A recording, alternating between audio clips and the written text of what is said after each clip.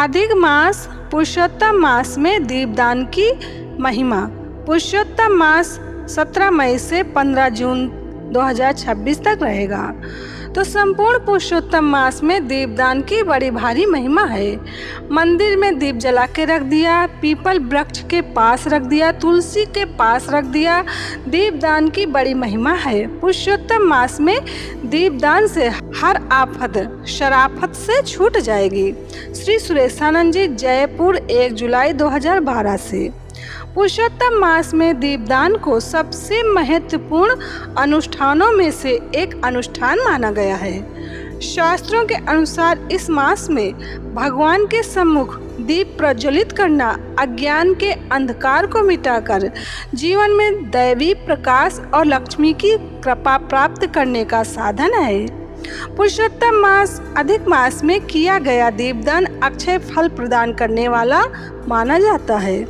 पद्म पुराण और स्कंद पुराण के अनुसार पुरुषोत्तम मास में दीपदान करने से व्यक्ति के जन्म जन्मांतर के पाप नष्ट हो जाते हैं और उसे भगवत धाम की प्राप्ति होती है।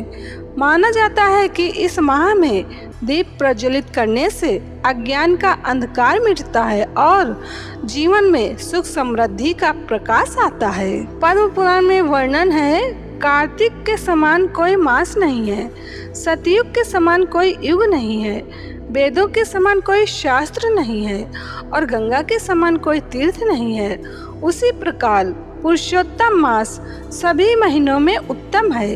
इस मास में दीपदान करने से मनुष्य सभी पापों से मुक्त हो जाता है और अन्य महीनों की तुलना में इस मास में किए गए दीपदान का फल कई हजार गुना अधिक मिलता है।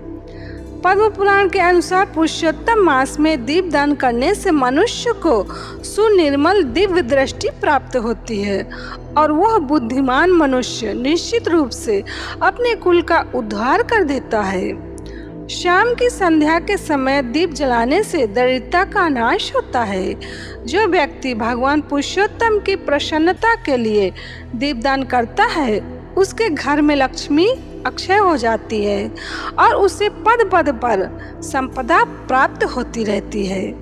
पुराणों के अनुसार दीपक की लौ ऊर्ध्व गति यानी कि ऊंचाई की ओर जाने वाली होती है, जो भक्ति की आध्यात्मिक प्रगति का प्रतीक है। जिस प्रकार एक छोटा सा दीपक घोर अंधकार को नष्ट कर देता है, उसी प्रकार पुरुषोत्तम मास में किया गया दीपदान जन्मों जन्मों के पापों को भस्म कर देता है।